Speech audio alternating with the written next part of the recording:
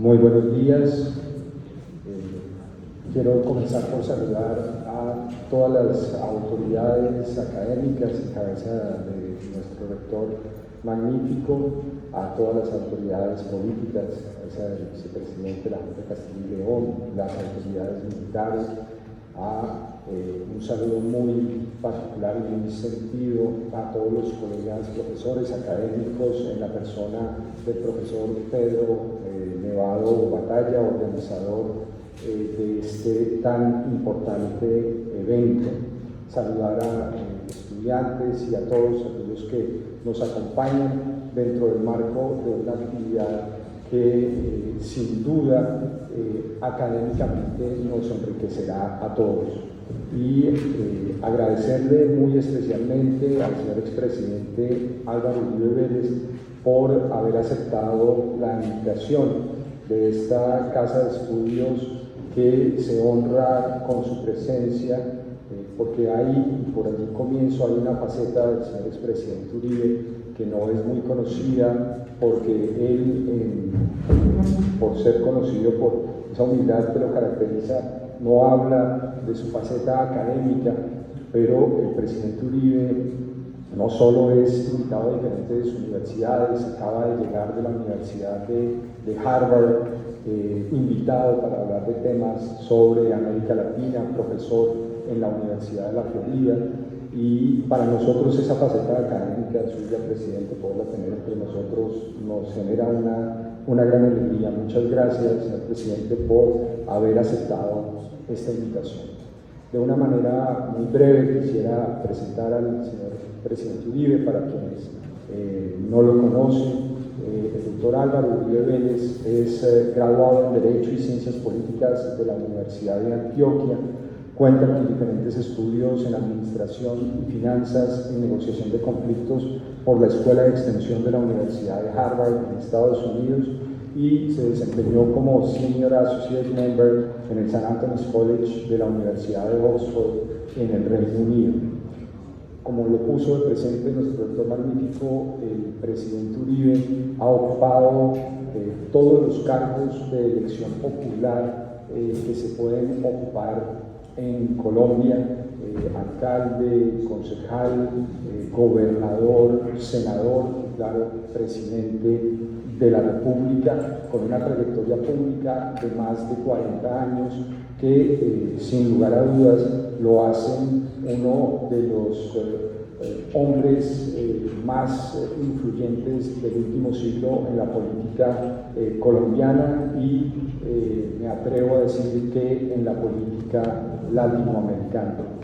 Al terminar sus 2 periodos de mandato como presidente de la República de Colombia, el señor presidente Álvaro Uribe Vélez, en razón lógicamente de su amplia trayectoria y su reconocida defensa de la democracia, se ha dedicado a compartir precisamente su experiencia, no solo como jefe de Estado, sino también su experiencia personal como víctima directa de la violencia en Colombia en diferentes espacios académicos. Para mí, señor presidente, es un honor que usted esté entre nosotros en esta casa de estudios que se caracteriza y se ufana, porque hay que ufanarse de eso, por su pluralidad académica, por el debate siempre respetuoso de ideas. De manera, señor presidente, que bienvenido a esta que esperamos usted sienta realmente como su casa, señor presidente.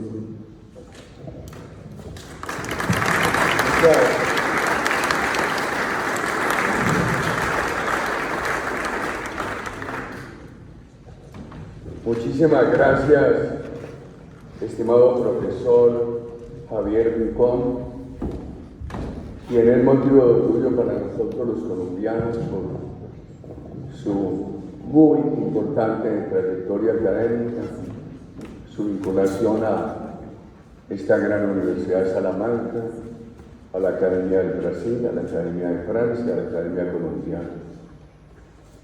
Muy respetado rector magnífico, don David Díez, don Juan Garao, vicepresidente de la Junta de Castilla y León, profesor Pedro Nevado, director del Centro de Investigaciones para la Gobernanza Global, quien nos ha convocado hoy, don Fernando Carvajal, decano de la Facultad de Derecho,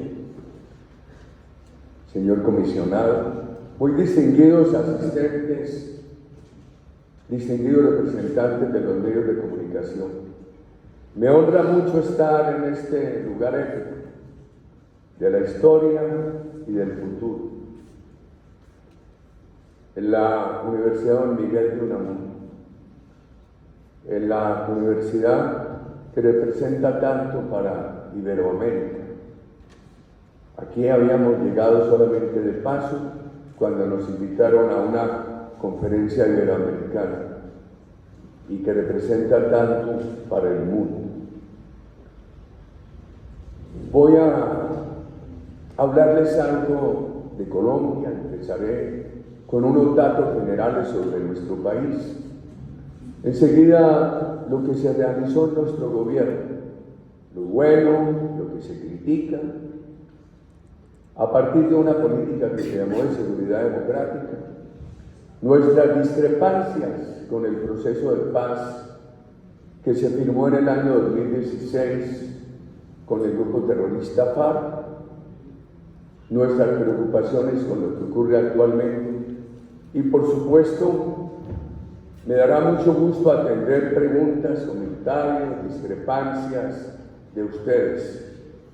Me había pedido el profesor Javier, también el profesor Nevado, algunos comentarios sobre América Latina, sobre algunos países en particular, que lo dejaré para el momento de las preguntas de ustedes sobre países en particular. Quisiera solamente adelantar algo sobre eso. Hace pocos días, unos periodistas de Argentina me preguntaban ¿por qué narcoterrorismo? Porque ellos están sufriendo una gran arremetida terrorista, por ejemplo, en la ciudad de Rosario. Y hay mucha ebullición en Argentina por las decisiones tomadas por el presidente Milei para enfrentar esas expresiones terroristas. Entonces les dije narco porque se financian hoy con el narcotráfico. No solamente es una actividad exportadora, sino una actividad de microtráfico doméstico que bastante daño está haciendo en nuestros países. Y terrorismo porque esa es una violencia que escala hasta llegar a atentar contra cualquiera de la comunidad, donde la víctima no es selectiva, sino cualquiera de la comunidad, donde la víctima no es un supuesto Estado enemigo, sino cualquiera de la comunidad. Con un inmenso problema, esos grupos, ha habido reacciones en algunos países de América Latina y la suba en Colombia, no los enfrentan, que ellos se matan entre ellos. Pero después, cuando el juez no dicta una sentencia acomodada a su gusto, cuando el legislador no ajusta la ley a sus requerimientos, cuando el ejecutivo no lo satisface, entonces ellos ponen al legislador, ponen al juez, ponen al ejecutivo, aún al maestro de escuela, ante el dilema de aceptar un soborno o de ser asesinado. Todos estos grupos tienen una inercia, un avance en violencia que no tiene límites. Si el límite no se los pone la mano firme del Estado democrático. Por ejemplo, en nuestro país hay zonas donde el Estado colombiano es un Estado simplemente de presencia formal, teórica. El poder efectivo lo ejercen grupos narcoterroristas. O sea, que el Estado de Derecho ha sido desplazado por los poderes criminales alternativos del narcoterrorismo. Hay críticas de que algo sucede en México. La reacción del presidente Milei se da por lo que está ocurriendo y venía gestándose desde hace mucho rato, pero ahora solo se le empieza a enfrentar con toda la contundencia en Rosario. Y me hacía otra pregunta: ¿por qué ese tema trasciende la policía? ¿Por qué lo llevan también a las Fuerzas Armadas? Y mi respuesta reciente ha sido la siguiente: porque si bien las Fuerzas Armadas están concebidas para enfrentar la agresión externa, este problema del narcoterrorismo, que es un problema interno, de conexión internacional, es un desafío tan grande que equivale a la peor de las agresiones externas. Más aún, muchos países hoy que no tienen riesgo de agresión externa, en el narcoterrorismo tienen la única y grave agresión. Diría yo que es el caso argentino y también el caso colombiano. Pero además, las fuerzas militares tienen que proceder con los mismos protocolos de derechos humanos, con el respeto a las mismas normas constitucionales que tienen que proceder las autoridades domésticas, por ejemplo, la policía doméstica que hay en muchos de nuestros países latinoamericanos. Colombia, para algunos, Colombia con 1.140.000 kilómetros es el quinto país en tamaño en América Latina. Primero está Brasil, enorme, un continente. Después está Argentina, después está México. Perú tiene 60.000 kilómetros más que Colombia. Pero Colombia, con 52 millones de habitantes, tiene la tercera población. La primera la tiene Brasil, la segunda población la tiene México.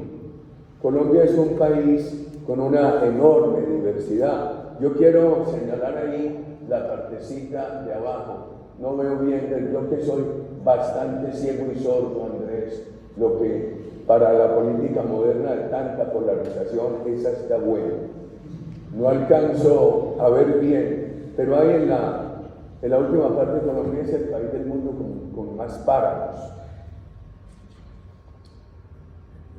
Colombia tiene todavía el 50% de su área o más en selva tropical primaria. Es un país que tiene una participación muy importante, el 4% en toda la cuenca amazónica. Lo que está verde ahí en el mapa tiene, yo no podría hablar desde allí, de pronto no. Si usted se corre un poquito para adelante.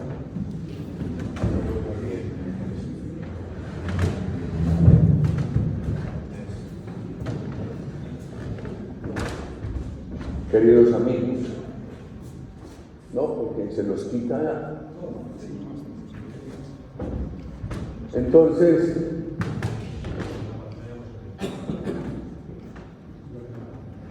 bueno, ahí tenemos la parte verde. Aquí en el oriente, en dirección sur-norte, corre el río Orinoco. Y en el sur del país, en dirección occidente-oriente, corre el río Amazonas. Colombia es un país con unas condiciones topográficas y de selva que ha facilitado mucho el crecimiento del terrorismo y del narcotráfico. Si ustedes me preguntaran cuál tiene que ser la principal contribución de Colombia contra el calentamiento global, yo diría la preservación de la selva. Incluso en el gobierno que presidí, nosotros tuvimos en promedio 114.000 familias, que llamábamos familias guardabosques.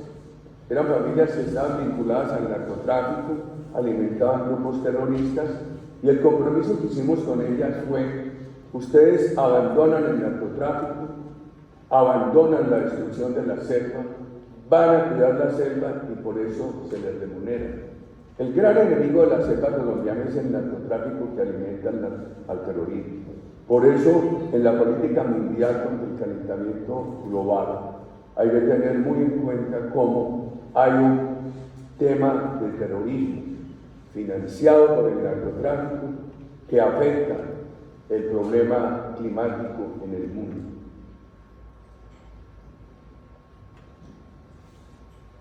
Sigue, que le quiero. Sigue, déjame ver. Quiero compartir con ustedes estas reflexiones. Colombia tuvo la más extensa democracia en el siglo pasado en América Latina. Nuestra hermana Venezuela pasó casi toda la primera mitad del siglo en dictaduras. Hubo dictaduras por toda parte. Los mexicanos se han solazado de que tuvieron la democracia más extensa, por una interrupción de 12 años. En Colombia no hubo interrupción solo durante 4 años. Es bien importante para tenerlo en cuenta. Y distinguidos integrantes de las fuerzas de España nos honran con su presencia. Las Fuerzas Armadas de Colombia han tenido una gran tradición de profesionalismo, de respeto a la Constitución, a los derechos humanos. Las Fuerzas Armadas de Colombia nunca han estado al servicio de dictaduras y nunca han gozado privilegios de impunidad. Por eso yo me quejo tanto de que en el proceso con el grupo terrorista FARC, firmado en el 2016 y que ha mostrado su fracaso, pusieron a las Fuerzas Armadas de Colombia en el mismo nivel del terrorismo. Y entonces hoy lo que tenemos es debilitar a las Fuerzas Armadas, injustamente perseguidos muchos de sus integrantes, y los terroristas en el cielo. El otro tema bien importante es que mientras muchos países de América Latina en el siglo pasado sufrieron hiperinflación e incumplieron sus obligaciones de deuda externa, Colombia nunca tuvo hiperinflación. Colombia cumplió muy bien sus obligaciones de deuda externa, nunca entró en lo que los analicistas llaman el default. Rosemary Ford, en un libro que se escribió en la Universidad de Oxford, patrocinado por el Banco Interamericano, a mí me tocaba asistir con ella todos los lunes a revisar capítulo por capítulo. Reconoce que Colombia tuvo el mejor manejo macroeconómico de América Latina en la pasada centuria. Fue un manejo muy responsable. Cuando empezó el boom petrolero árabe, nuestros países se inundaron de créditos árabes, lo que provocó una enorme crisis, con la excepción de Colombia. Cuando después vino la crisis que se llamó la crisis tequila, que fue la quiebra de la economía mexicana, que produjo un efecto dominó en muchos países del continente, Colombia no incurrió en eso. Entonces yo me pregunto, ¿por qué tanta violencia en un país con la más extensa democracia y en un país con buen manejo macroeconómico? Entonces muchos dicen por la pobreza. Colombia, por ejemplo, en periodos anteriores a periodos críticos de violencia, ha mostrado una gran tendencia de reducción de pobreza. Por eso, reconociendo que hay concausas frente a estos fenómenos, en alguna simplificación, yo he trabajado estos 2 círculos. He dicho que cuando llegué al gobierno, Colombia tenía un círculo vicioso: más violencia, menos inversión privada, más pobreza, que todo nuestro esfuerzo fue para convertirlo en un círculo virtuoso: más seguridad, más inversión privada, menos pobreza. Vámonos, sigue, yo te digo dónde para. Ahí. Cuando yo asistía a universidades colombianas, señor rector, en el año 2000-2001, siendo candidato a la presidencia, los estudiantes me decían todos que se querían ir del país sin tiquete de regreso. Había una diáspora colombiana, era un país, hoy es un país de 52 millones de habitantes, yo creo que a mí me corresponde un país de 42, 44 millones de habitantes, y ya había 4 millones de colombianos en el exterior. Y yo le preguntaba a los inversionistas, locales e internacionales, pero si este país ha tenido una buena economía, ¿por qué no invierte? Entonces, los muchachos se querían ir del país, las familias se querían ir del país por la violencia. Cuando yo desmonto el vehículo ayer en este sitio tan precioso, para mí es un sueño. Yo no creí que pudiera hablarles hoy porque estoy en una nube de sueño de estar en Salamanca. Se los confieso que tengo el corazón vibrando de estar aquí. Cuando me bajo el vehículo, una señora que iba con 2 niñitos para en la calle y me dice, ¿usted es Uribe? Mío, yo salí de Colombia hace 24 años por la violencia. Y llevar 24 años aquí y feliz. Como ella, 4 millones de colombianos al día. Era un porcentaje muy alto. Y hay que tener en cuenta que el último año, en 6 meses, salieron 557.000 colombianos. ¿Para dónde vamos? Y por primera vez se registra que en la población de migración ilegal que tiene que ver con los Estados Unidos, se registra en el último año 120.000 colombianos, de acuerdo con estadísticas internacionales. Lo que yo perseguía en aquellos años me hizo decir, lo primero que necesita este país es confianza. Y para tener confianza, este país tiene que ser seguro. Pero para que la seguridad pueda sostenerse en el tiempo, este país tiene que tener una gran inversión privada. Pero para que esa inversión privada sea una inversión legítima, tiene que ir acompañada de una gran política social. Es lo que yo he llamado el triángulo de la confianza. ¿Por qué seguridad democrática? Porque América Latina había adelantado unos procesos de seguridad, muchos de ellos de dictaduras, que los llamaban procesos de seguridad nacional. Y los dictadores, don Javier, el concepto de seguridad que tenían era un concepto de reprimir a los disidentes. Y eso también había creado una gran desconfianza en Colombia para tener un proyecto de seguridad. Toda la historia criminal de Colombia había creado una gran prevención para proyectos de seguridad. Un ilustre expresidente de Colombia me decía, usted con una propuesta de seguridad no va a ser elegido. Para crear el contraste entre lo que queríamos en Colombia y lo que se había visto en otros países de la región, se propuso seguridad democrática contra la seguridad nacional. Esto es seguridad democrática, seguridad para todos los colombianos, seguridad sin censura de prensa. El presidente Petro, como líder de la oposición, siendo yo presidente, tuvo las mismas garantías de seguridad que mis más cercanos colaboradores. No obstante, infames acusaciones de violación de derechos humanos, que las he enfrentado todas, en mi gobierno no fue, y que me voy a referir a ellas, en mi gobierno no fue asesinado un solo líder de la oposición en Colombia. Y años antes, cuando yo era gobernador de Antioquia, y en el país se había dado un fenómeno muy grave, que fue el aniquilamiento del Partido Comunista, que se llamaba Unión Patriótica. Yo creo que hubo descuido del Estado colombiano y también la combinación de las formas de lucha.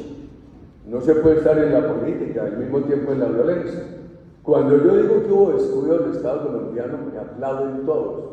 Cuando digo que hubo una concausa muy importante, que muchos de ese partido se mantuvieron en la combinación de las formas de lucha, pues tengo un gran rechazo de un sector. Pero es la verdad.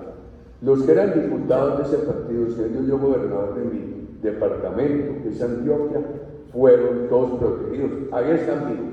Y esa gobernación terminó el 31 de diciembre de 1997.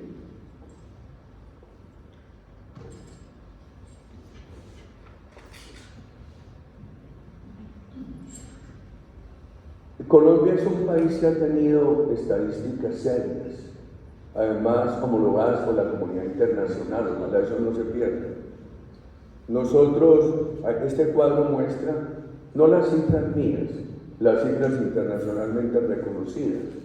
Teníamos 28.000 asesinatos cuando llegué. Yo no he un país convertido en un paraíso, pero mejoró. Habríamos querido mejorar mucho más, pero cuando terminamos había 15.000, se redujo casi a la mitad.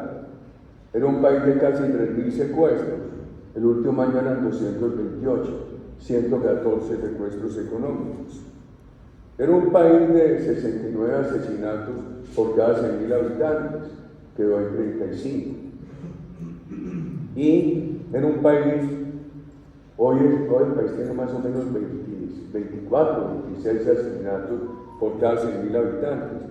Era un país de 1.645 ataques terroristas, el último año 250, es muy importante eso. Colombia es una nación de 1.105, 1.107 municipios. Estoy sorprendido porque ayer me decían que en la comunidad, en la provincia de Ávila, hay más de 2.000 municipios. Colombia toda tiene 1.000. ¿Cuántos tienen en Castilla y León? 2.000. ¿Para cuántos? Para 90.000 kilómetros. ¿Y cuántos habitantes? Toda la Castilla y León. Por supuesto, es el tamaño muy parecido al tamaño de Corea. ¿Y cuántos habitantes? 2,3 millones. ¿Y cuántos municipios? 2.248. Bueno, o sea, con tantos municipios y tantas autoridades, es un tema bien importante. Allá teníamos 350 municipios en los cuales los alcaldes no podían desempeñarse por ataques terroristas. Uno de los compromisos nuestros de la seguridad democrática fue: vamos a proteger a todos los alcaldes y gobernadores de Colombia independientemente de su origen político. Y así se logró, muchos lo reconocieron. Horacio Serpa, que murió, lo reconoció. Lo ha reconocido Antonio Navarro, del M-19, que fue gobernador de Nariño, siendo yo presidente, Parmenio Cuello. Muchos, ellos lo sintieron, lo reconocieron. Pero, por ejemplo, muy al principio de mi gobierno asesinaron a un alcalde. Él se quejó en un evento. Yo todos los sábados me reunía con la comunidad, 8, 9, 10, 12 horas, en un diálogo sincero. Y ese alcalde se quejó de amenazas, yo mismo las transmitió a las autoridades. Estaba en una pelea política con un gobernador, con un alcalde, con otro alcalde, con el de la capital. A los pocos días lo asesinaron. ¡Qué cantaleta! La de esa extrema izquierda colombiana, diciendo que lo habían asesinado por culpa mía. He tenido que enfrentar esto en todas partes. Y la mejor arma que tengo para enfrentar la infamia fue que protegimos a todos los alcaldes y gobernadores de Colombia sin detenernos en el origen político de su elección. Y este cuadro aquí es bien importante, el que está al lado, porque cuando yo llegué, asesinaban más o menos 12 alcaldes al año. En el último año, un concejal. Quiero que se detengan en sindicalistas y en maestros sindicalizados. Asesinaban casi 200. Había una persona condenada por esos asesinatos. Yo habría querido ser. En el último año asesinaron 6 y 8, 14. Habría querido ser. Pero quedaron ya 200 sentencias condenatorias e igual número de presos. Periodistas, cuando yo llegué, hubo años anteriores a mi gobierno que habían asesinado 17 periodistas. Yo llego en agosto de 2010 Y ese año, al cerrarse ese año, todavía habían asesinado 10. El último año de mi gobierno, en relación con el tema terrorista, asesinaron un periodista. Entonces, periodistas, yo cometí el error de pelear con unos periodistas, nunca censurar, pero bajarme del gobierno al ring y discutir con ellos. No, sí, Uribe no nos mató, pero nos perseguía. Mentiras. Eso fue un gobierno, como lo muestran cifras homologadas internacionalmente, un gobierno respetuoso totalmente de la diversidad, a quienes yo perseguí con toda la determinación fue a los grupos terroristas. Entonces, por ejemplo, nuestras Fuerzas Armadas, tristemente, algunos integrantes cometieron desmanes de derechos humanos. Yo dejé 1.800 integrantes de las Fuerzas Armadas en la cárcel. Después, con lo que se crean en la administración Santos, los ponen libres y les dicen, no, si ustedes con la FARC crean una justicia que se llama la JEP, impuesta por el grupo terrorista FARC, lo único en el mundo, e impuesta por Venezuela e impuesta por Cuba. Ustedes se imaginan. En enero del año pasado, en un foro en la Universidad de Valencia, yo decía que uno de los problemas que tienen los procesos de paz es cuando los mediadores son cercados. Y en el caso colombiano, los mediadores fueron Cuba y Venezuela, que le ayudaron a la FARC a imponer esa justicia. Y entonces los militares hoy tienen que ir a esa justicia y les dicen, si usted reconoce el delito, tiene libertad. Si no lo reconoce, lo juzgamos y lo pueden condenar a 20 años. Que dicen muchos militares, pues yo reconozco el delito así no lo hubiera cometido. Lo reconozco por mi libertad, por mi familia, etc. Yo recuerdo que nosotros ganamos el plebiscito contra ese proceso, lo ganó el no, pero eso lo desconoció el gobierno en la época, coaligado con el terrorismo, y eso ha creado una enorme polarización en Colombia. En mis alegatos en ese plebiscito decía, ¿quién en esta justicia podrá decirle a un militar que es mentira que él cometió un delito? ¿Quién se atreverá a decirle, usted nos está dando una mentira simplemente por obtener el beneficio de la libertad? Eso es imposible. Si un guerrillero va allí, terrorista va allí y reconoce un delito, está reconociendo su deber ser. Si un militar va allí a reconocer un delito, está reconociendo todo lo contrario de su deber ser. Esto ha creado unas distorsiones enormes en la justicia colombiana, distinguidos amigos. Y a mí me gusta, no me gusta ser muy crítico en mi país, en la comunidad internacional, pero esto lo he repetido en todas partes y en todas las esquinas de Colombia. O sea que esto no es nuevo, queridos amigos. Entonces hay quienes yo, por ejemplo, los ministros de defensa que tuve 5, ninguno había sido amigo mío, con excepción de uno, mi compadre. Todos fueron independientes, inclusive Santos, que fue ministro un rato, y nunca se les dijo a ellos, nombre a fulano, promueva echa este. Se les respetaron todas las decisiones, entonces dicen no, pero todas las acusaciones, Uribe, pero ahí nos defendemos. En estos días no faltó quien dijera, el padre de Ru. Yo lo he respetado mucho, pero él tiene un corazoncito muy metido con esa guerrilla. Entonces, no, Uribe es un hombre que se da cuenta de todo, como no se da cuenta de que había violaciones de derechos humanos. Tan pronto nosotros conocimos, inmediatamente tomamos decisiones. Una noche llegó el ministro de Defensa alrededor de las 9 de la noche, con altos mandos, abogados, etc., a decirme que en violaciones de derechos humanos pudieran estar comprometidos 27 altos oficiales de las fuerzas militares. Uno de ellos podría estar comprometido en la parte delictual, criminal, los otros en protocolos administrativos. Esa reunión terminó alrededor de las 12 de la noche. A las 7 de la mañana estaban desvinculados del gobierno. Nosotros procedimos con toda la prontitud. Nunca hubo demoras.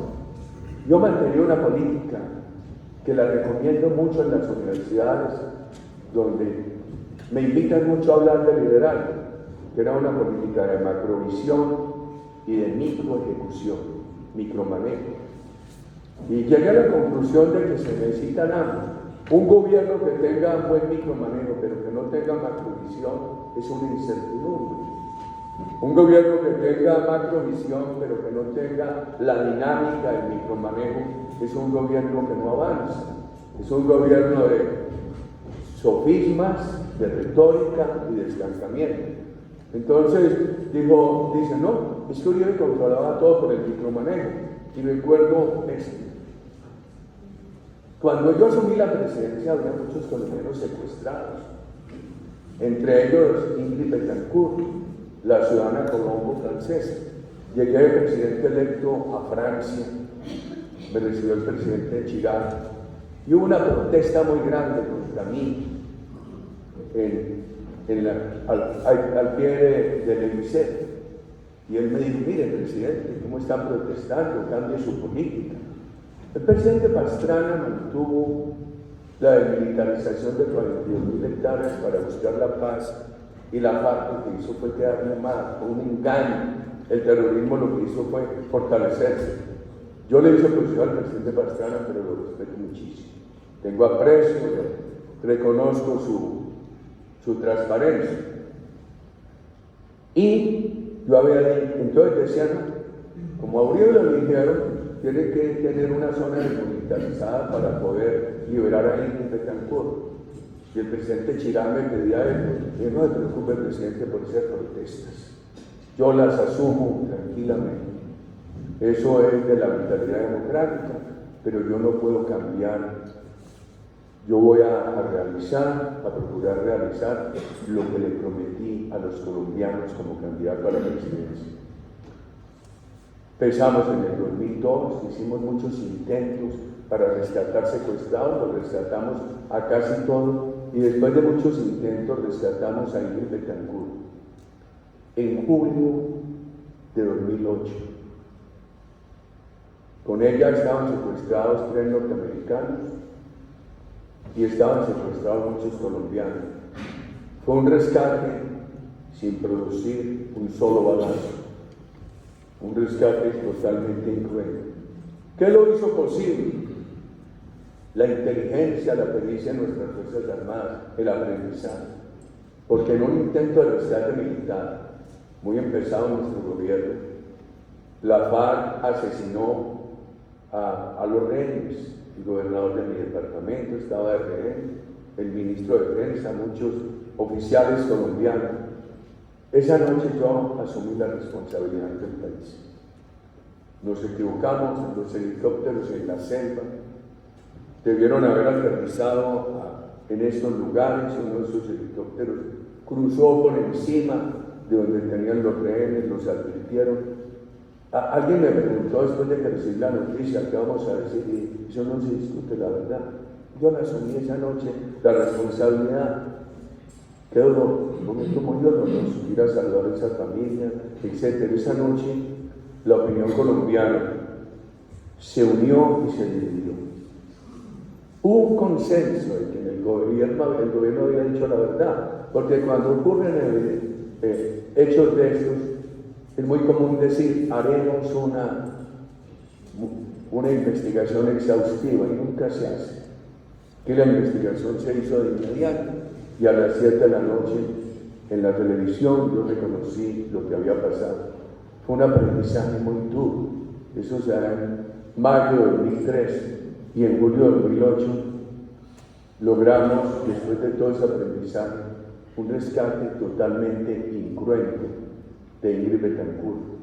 Por supuesto, en el 2003, así como los colombianos se unieron para reconocer que el gobierno había dicho la verdad, también se dividieron. Unos decían, estamos de acuerdo con rescates militares, otros decían que no. La verdad es que yo no renuncié ni a los rescates militares ni a los rescates políticos. Inclusive tuve que autorizar en un momento al presidente Chávez a que se hiciera mediador.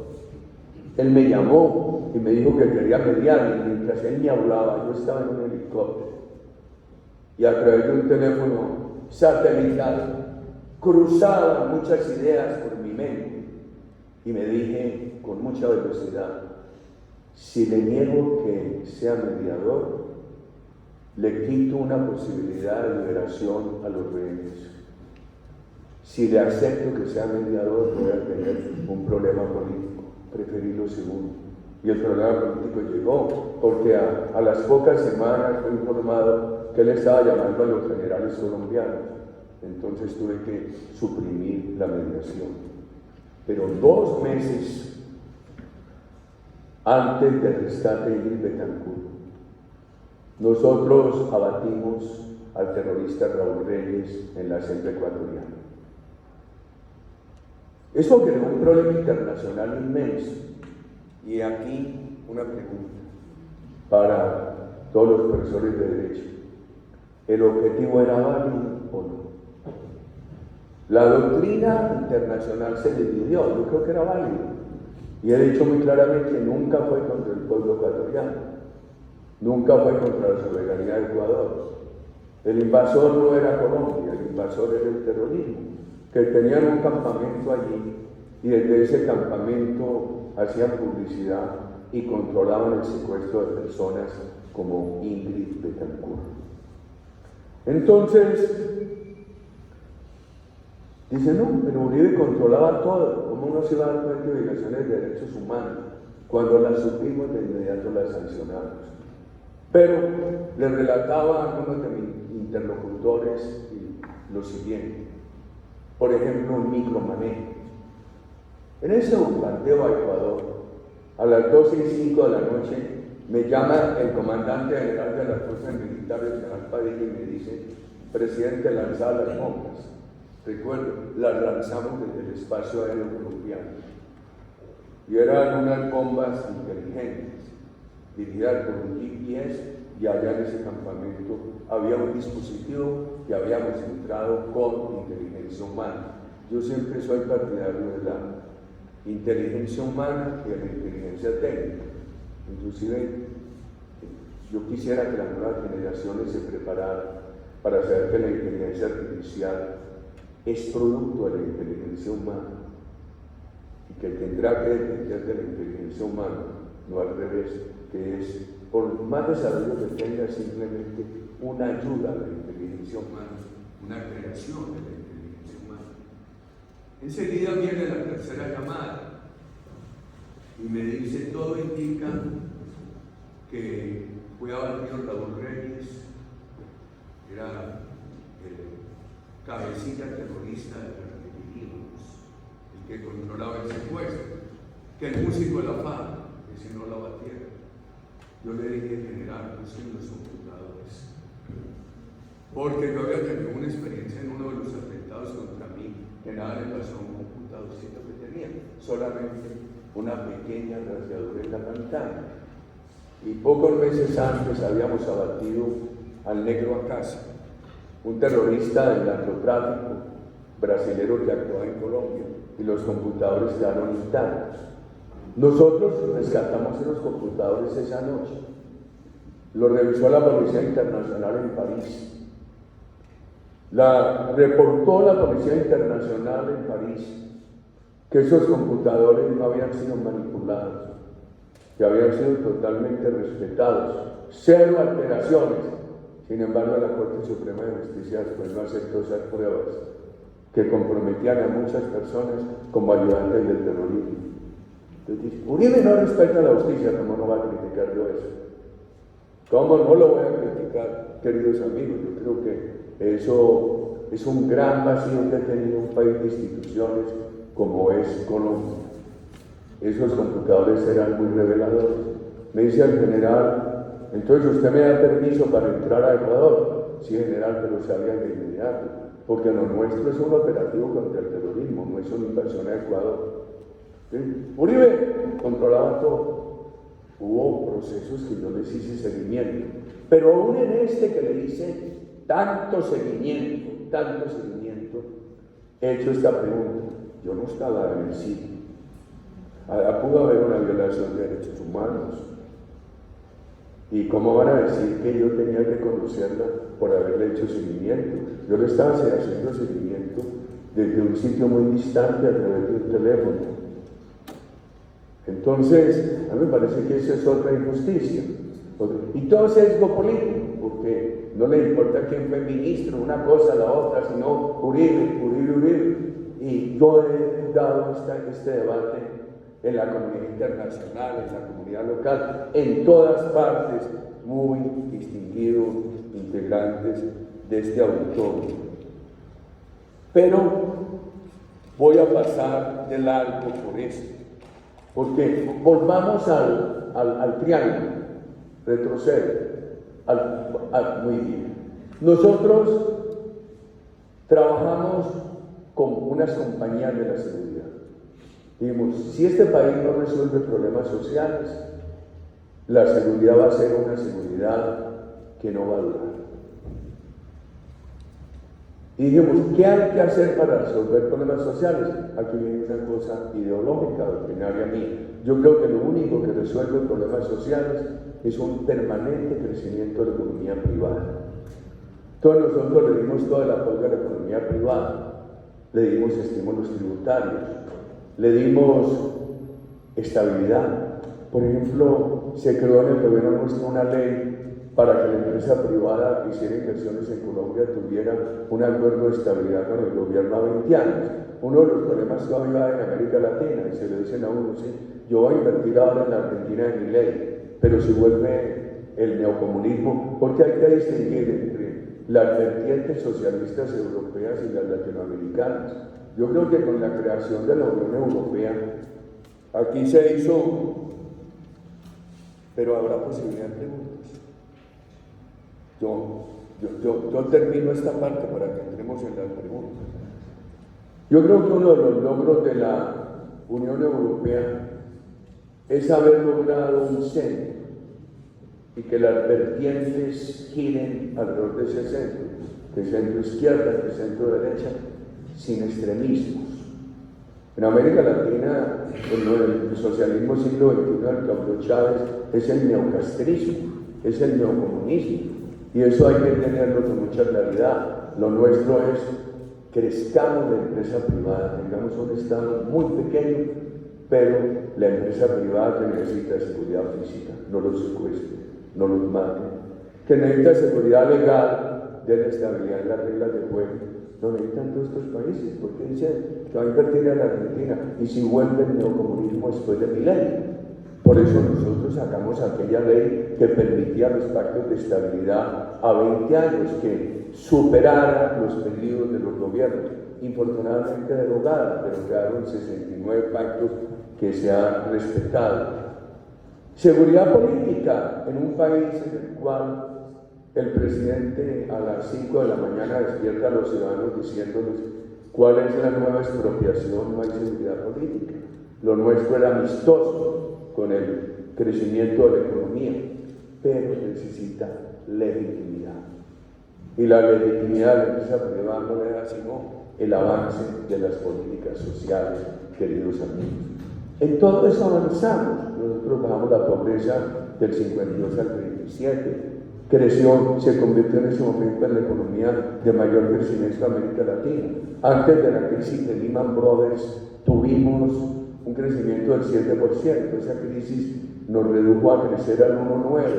Pero mientras nosotros todavía crecimos en esa crisis, México, Brasil y Chile tuvieron comportamientos negativos. Sin embargo, era tanta la fuerza de inversión en Colombia que al año siguiente ya hubo un crecimiento de 4,6%. Hicimos un gran ahorro en el Estado. No he sido enemigo de la politiquería, de tener puestos públicos por tener puestos públicos.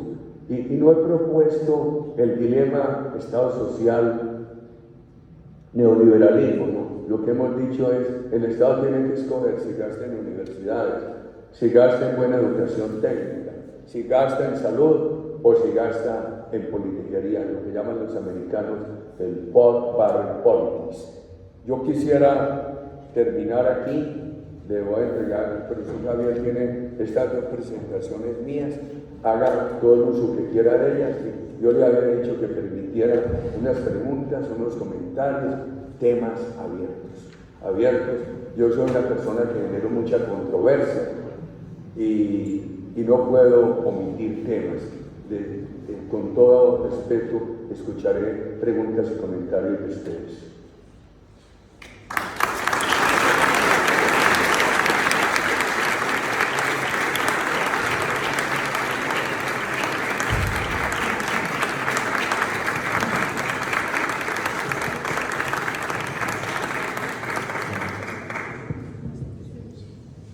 Presidente, nuevamente muchísimas gracias, muchas gracias por su disposición para las preguntas.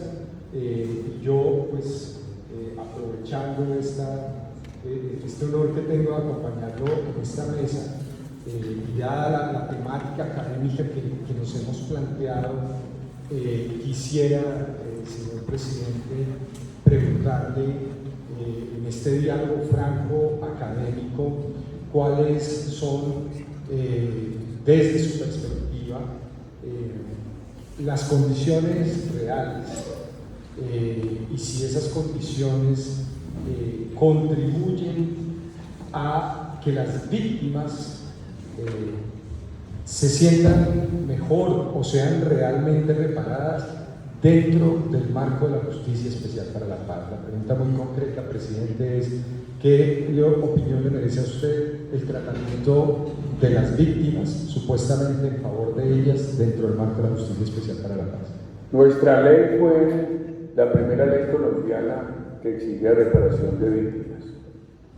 La ley de movilización, reintegración, reparación y no repetición.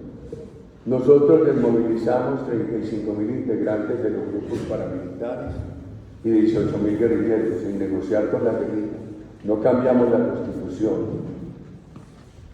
No creamos privilegios políticos. Por ejemplo, una de mis discrepancias con el proceso de paz del año 16 es que dijo que, esto es muy grave, que el secuestro y el narcotráfico no eran delitos comunes, sino delitos políticos, que porque eran para financiar la rebelión. Entonces, ¿qué pasó? No cárcel, no extradición, elegibilidad política, se paró la eliminación del narcotráfico, había bajado a 48.000 hectáreas, hoy está en 300.000. Hoy está en 300.000. Con eso no hay paz. Cada proceso de paz es un proceso que le da impunidad, indulto a una serie de delincuentes. En el gobierno nuestro no lo hubo. A mí me gritaron mucho, decían mis críticos: no, es que Uribe no les impone sino entre 5 y 8 años de cárcel. Tenían razón, era muy poco. Pero los mismos críticos exigieron que al grupo terrorista La FARC no le impusieran un solo día de cárcel. Nosotros no permitimos la elegibilidad política de responsables de delitos atroces. Los violadores detenidos de la FARC están en el Congreso de Colombia, queridos amigos. En cuanto a la reparación de las víctimas, es muy poco. Lo que han entregado estos grupos, inclusive Nuria, yo quiero pedirle a Carolina Escamilla que me entregue para mañana las cifras de reparación.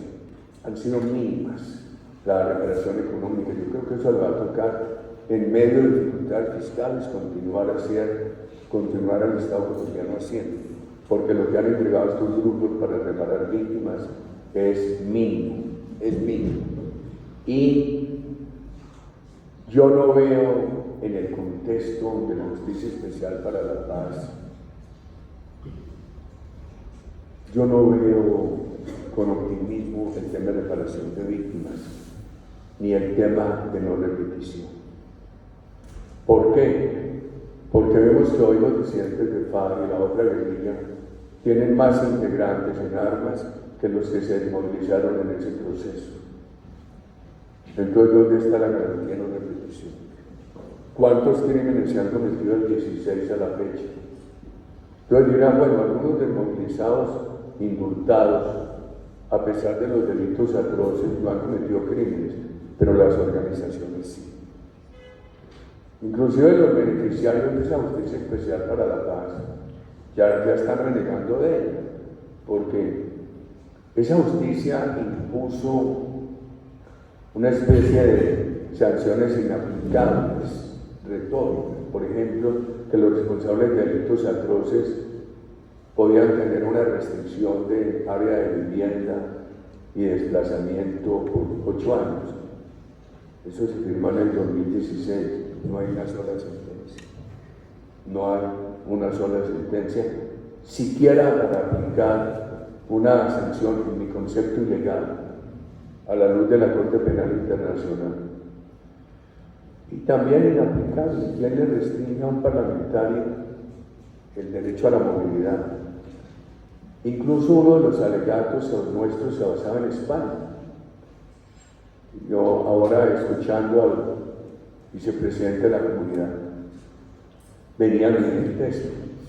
¿Cómo se llama alguien de ETA del País Vasco? Arnoldo Otegi.